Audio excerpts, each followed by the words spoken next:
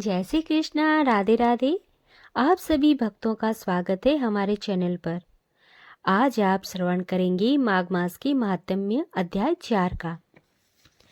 श्री वशिष्ठ जी बोले कि हे राजन, अब मैं माघ मास के उस महात्म्य को कहता हूँ।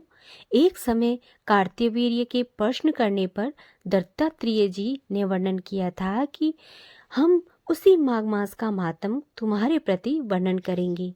साक्षात नारायण स्वरूप दत्तात्रेय जी जब सत्य पर्वत के ऊपर निवास करते थे, तब महिष्मती नगरी के राजा ने उनसे प्रश्न किया कि हे भगवान, मैंने संपूर्ण धर्म का श्रवण किया है, अब हे शुभ्रत, माघ मास के मातम का वर्णन करिए।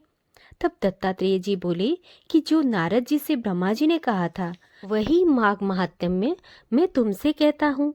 जो मनुष्य कर्म भूमि भारत में जन्म लेकर माघ स्नान नहीं किया, उसका जन्म निष्फल ही है। मनुष्य को चाहिए कि वसुदेव भगवान के प्रति सब पापों के नाश और स्वर्ग की प्राप्ति के लिए माघ स्नान अवश्य करना चाहिए। अति पुष्ट और बलवान प्राणी माघ स्नान के बिना रह जाए तो उसकी रक्षा करने से क्या लाभ। जल में बुलबुले के समान, मक्खी जैसे तुच्छ जंतु के समान माघ स्नान के बिना मरण समान है। भगवान विष्णु की पूजा न करने वाला ब्राह्मण, बिना दक्षिणा के श्राद्ध, ब्राह्मण रहित क्षेत्र, आचार रहित कुल, ये सब नाश के बराबर है। गर्व से धर्म का, क्रोध से तप का, गुरुजनों की सेवा न करने से स्त्री तथा ब्रह्मचारी, बिना जली अग्नि के हवन और बिना साक्षी के मुक्ति का नाश हो जाता है।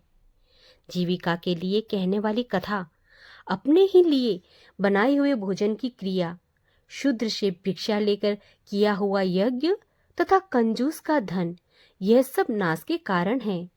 बिना अभ्यास और आलस्य वाली विद्या, असत्य वाणी, विरोध करने वाला राजा, जीविका के लिए तीर्थ यात्रा, जीविका के व्यग्र चित होकर जप करना, वेद न जानने वाले को दान देना, संसार में नास्तिक मत ग्रहण करना, श्रद्धा बिना धार्मिक क्रिया, यह सब व्यर्थ है। और जिस तरह दरिद्री का जितना व्यर्थ है, उसी तरह माघ स्नान के बिना मनुष्य का जीना व्यर्थ है। ब्रह्मघाती, सोना चुराने वाला, मदिरा पीने वाला, गुरु पत्नी गामी और इन चारों की संगति करने वाला माघ स्नान से पवित्र होता है। जल कहता है कि सूर्योदय से पहले जो प्राणी स्नान करता है, मैं उसके बड़े से बड़े पापों को नष्ट कर देता हूँ। महापातक भी स्नान करने से भस्म हो जाते हैं। माघ मास में स्नान का जब समय आता है, तो सब पाप अपने नाश के भय से कांप जाते हैं। जैसे मेघों से मुक्त होकर चंद्रमा प्रकाश करता है, वैसे ही श्रेष्ठ मनुष्य माघ में स्नान करके प्रकाशमान होते हैं। काया, वाचा, मनसा, इन सब से किए हुए छोटे या बड़े, नए या पुराने, सभी पाप माघ स्नान से नष्ट हो जाते हैं। आलस्य में बिना जाने जो पाप किए हैं, वो भी नाश हो जाते हैं। जिस तरह जन्म जन्मांतर के अभ्यास से आध्यात्मिक ज्ञान की प्राप्ति होती है, उसी तरह जन्मांतर अभ्यास से ही माघ स्नान में मनुष्य की रुचि होती है।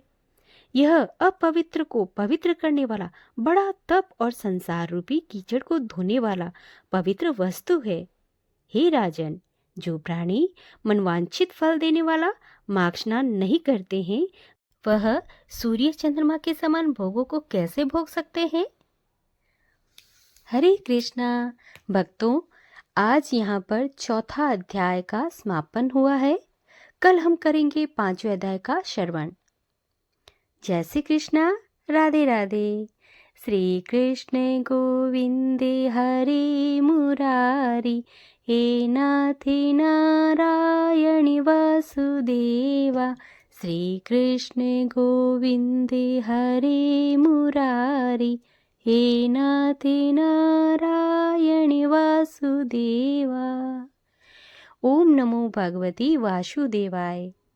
अब हम करेंगे बहुत ही शक्तिशाली और सब कष्टों का निवारण करने वाला महामंत्र। कृष्णाय वासुदेवाय हरिये परमात्मने प्रणत क्लेशनाशाय गोविन्दाय नमो नमः। कृष्णाय वासुदेवाय देवकीनन्दनाय च नन्दिगोपकुमाराय गोविन्दाय नमो नमः। कृष्णाय वासुदेवाय देवकीनन्दनाय च नन्दिगोपकुमाराय गोविन्दाय नमो नमः।